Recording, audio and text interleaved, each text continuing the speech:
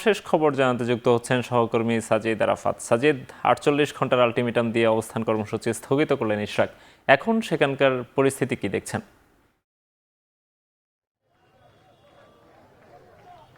সবশেষ পরিস্থিতি যদি বলতে চাই যে অষ্টম দিনের মধ্যে আজও কিন্তু আন্দোলন চলছে। এখনো কিছুক্ষণ আগে এখানে ইশরাক হোসেন এসেছেন এবং তিনি গণমাধ্যমের সাথে কথা বলেছেন এবং তিনি যেটি বলেছেন যে সরকারকে পর্যবেক্ষণ করবেন তারা এবং 48 ঘন্টার একটি আলটিমেটাম তারা দিয়েছেন এবং সেই আলটিমেটাম থেকে যে দাবিগুলো বলেছেন যে সরকারের ভেতরে থাকা যে ছাত্র প্রতিনিধিরা রয়েছেন উপদেষ্টা হিসেবে তাদের পদত্যাগ হতে হবে, তাদের পদত্যাগ না হওয়া পর্যন্ত তারা এখানে অবস্থান কর্মসূচি গ্রহণ করবেন। এবং আগের যে একটি দাবি ছিল যে তাকে মেয়র ঘোষণার বা যে আইনি যে জটিলতা ছিল সেটি কিন্তু হাইকোর্টের দেয়া রায়ের মাধ্যমে কিন্তু আজকে তাদের পক্ষে এসেছে এবং তার বিপরীতে তিনি যেটি বলেছেন যে আইনের শাসনের বিজয় হয়েছে এবং আইনের প্রতি বিএনপি সবসময় শ্রদ্ধাশীল ছিল এবং এখনো আছে এবং অবিলম্বে আদালত যে রায় দিয়েছে সেটি বাস্তবায়ন করার পক্ষে যেন সরকার, বর্তমান অন্তর্বর্তী সরকার দ্রুত বাস্তবায়ন করে সেটির তাগিদ তারা দিয়েছেন এবং সেটি যদি না হয়, সেটি যদি আবারও পুনরায় কালক্ষেপণ করা হয়, সেই কালক্ষেপণ করা হলে কিন্তু পুনরায় তারা আবারও 48 ঘন্টা পর্যবেক্ষণ শেষে আবারও তারা রাস্তায় নামবেন বলে এমন একটি হুঁশিয়ারি দিয়েছেন। এই মুহূর্তে আমরা দেখছি যে দলীয় নেতাকর্মীরা এখানে রয়েছেন, বিভিন্ন সহযোগী অঙ্গ সংগঠনের নেতাকর্মীরা, যুবদল, স্বেচ্ছাসেবক দল, মহিলা দল সহ ইশরাকের যে সমর্থক গোষ্ঠী রয়েছেন তারা এখানে অবস্থান করছেন।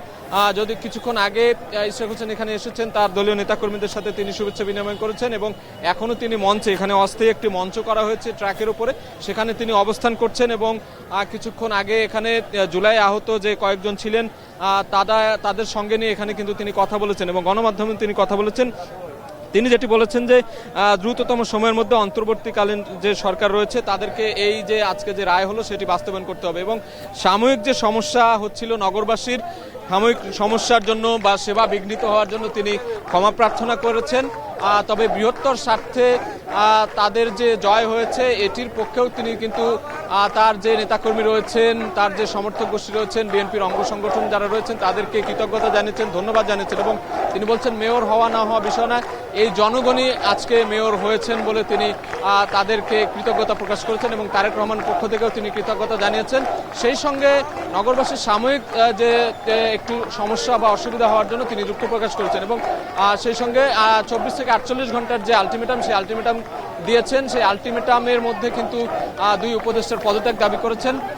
সেটি না হলে তারা রাস্তায় অবস্থান করবেন এবং অবিলম্বে যে আদেশ এসেছে হাইকোর্ট থেকে সেটি বাস্তবায়ন করার জন্য কিন্তু অন্তর্বর্তী সরকারকে তারা তাগিদ দিয়েছেন।